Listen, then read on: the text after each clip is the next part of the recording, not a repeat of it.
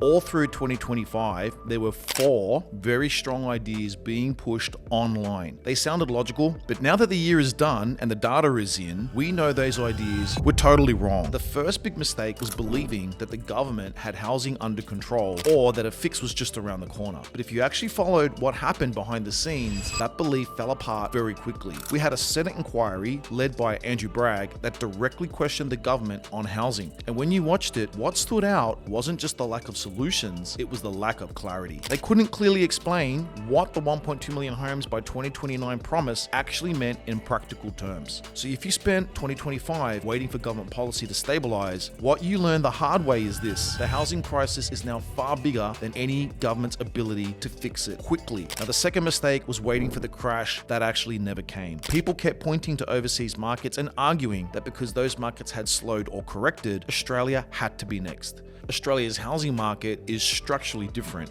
While other countries corrected, Australia kept moving. Prices did not collapse. Demand didn't disappear, and momentum carried through the entire year. The people who waited for a crash in 2025 didn't just miss an entry point, they missed equity growth, and they also missed the base from which the next leg of growth is now building upon. So the third big mistake was believing that the government schemes would make housing more affordable. Now, throughout 2025, we saw the rollout of the 5% deposit scheme, and understandably, a lot of people thought this was finally meaningful help from the government. But the problem was never demand. The problem was supply. These schemes didn't build a single extra home. What they did do was bring more buyers into an already constrained market. So instead of making homes more affordable, they actually did the opposite. They actually drove property price increases. If you're hoping another policy announcement in 2026 will suddenly make housing more affordable, you're likely to be disappointed again. Now, the final mistake was believing that waiting would eventually tilt the market in your favor. So many people spent 2025 saying they'd wait for rates to drop further, but while they waited, the market kept adjusting around them.